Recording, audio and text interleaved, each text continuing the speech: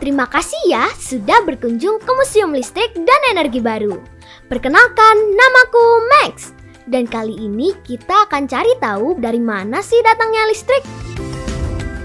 Kalian tahu nggak? Listrik menjadi faktor paling penting dalam kehidupan dan menjadi kebutuhan primer untuk kita semua, khususnya yang berada di perkotaan. Hampir semua kegiatan dan benda yang ada di rumah kita membutuhkan listrik.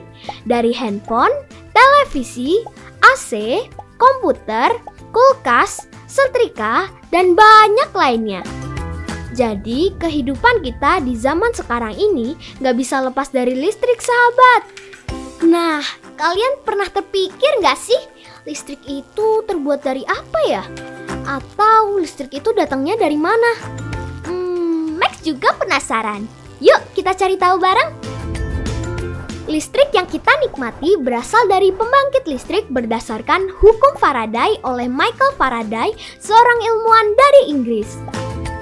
Nah, pembangkit listrik ini berfungsi untuk memproduksi dan membangkitkan listrik dari sumber tenaga yang ada. Sumber tenaga yang digunakan pembangkit listrik bisa didapatkan dari tenaga angin, air, matahari, uap, batu bara, diesel, gas, dan yang lainnya. Sumber tenaga yang bermacam-macam ini memiliki energi potensial yang diubah ke energi gerak lalu menghasilkan energi kinetik. Energi kinetik inilah yang menggerakkan suatu turbin dan dengan adanya generator di pembangkit, energi mekanis dari turbin bisa menjadi energi listrik. Listrik yang dihasilkan oleh pembangkit kemudian dikirim melalui jaringan saluran udara tegangan ekstra tinggi yang biasa kita sebut dengan sutet menuju gardu induk. Di gardu induk ini voltasenya diturunkan menjadi tegangan menengah. Kemudian listrik disalurkan melalui saluran udara tegangan rendah yang biasanya berupa gardu distribusi berbentuk gardu tiang. Di gardu tiang ini voltasenya juga diturunkan. Lalu listrik disalurkan ke rumah-rumah kita. Ketika listrik sudah sampai di rumah kita, baru deh kita bisa asyik nonton TV. Sahabat MLab, begitulah proses perjalanan panjang listrik dari pembangkit listrik hingga sampai di rumah kita. Jadi sekarang kita nggak bingung lagi ya dari mana datangnya energi listrik. Oh iya, nanti kita juga kenalan dengan sumber tenaga yang bisa dirubah menjadi energi listrik. Ada energi matahari, ada energi uap, lalu energi gas, energi angin, pokoknya banyak deh. Dan pastinya bakal seru petualangan kita. Sampai ketemu lagi dengan Max di video selanjutnya ya. Sampai jumpa.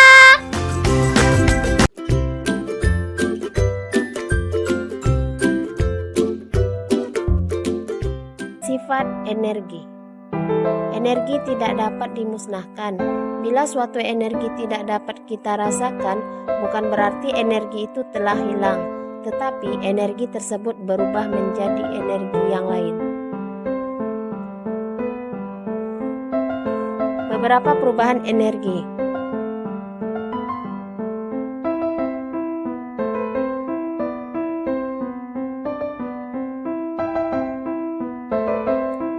Contoh alat-alat perubahan energi listrik. Energi listrik menjadi panas. Energi listrik menjadi cahaya. Energi listrik menjadi gerak. Dan energi listrik menjadi bunyi. Rangkaian listrik. Assalamualaikum warahmatullahi wabarakatuh. Rangkaian listrik.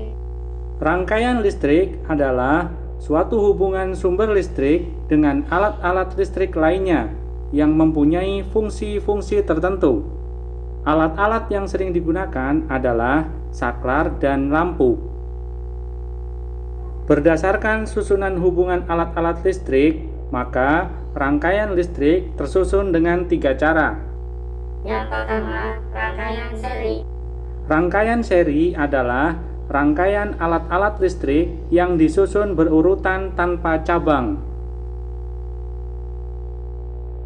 Yang kedua, rangkaian Rangkaian paralel adalah rangkaian alat-alat listrik yang dihubungkan secara berjajar dengan satu atau beberapa cabang. Alat listrik yang dapat dirangkai secara paralel adalah lampu dan baterainya. Pada rangkaian berikut, lampu disusun secara paralel.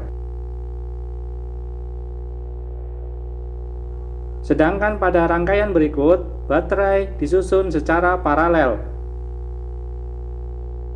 Yang ketiga, rangkaian campuran. Rangkaian campuran adalah rangkaian perpaduan antara rangkaian seri dan paralel. Ini rangkaian seri, dan ini rangkaian paralel. Konduktor dan isolator.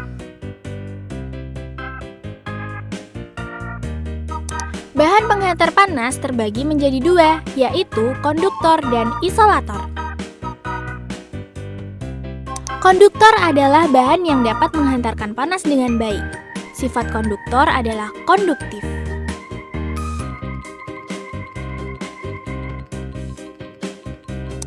Bahan konduktor yang sering digunakan dalam kehidupan sehari-hari biasanya terbuat dari bahan logam seperti besi, aluminium, dan tembaga.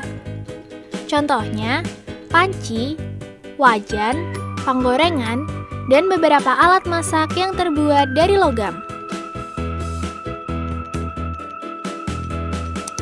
Isolator adalah bahan yang tidak dapat menghantarkan panas. Isolator berguna sebagai penopang beban atau pemisah antara konduktor.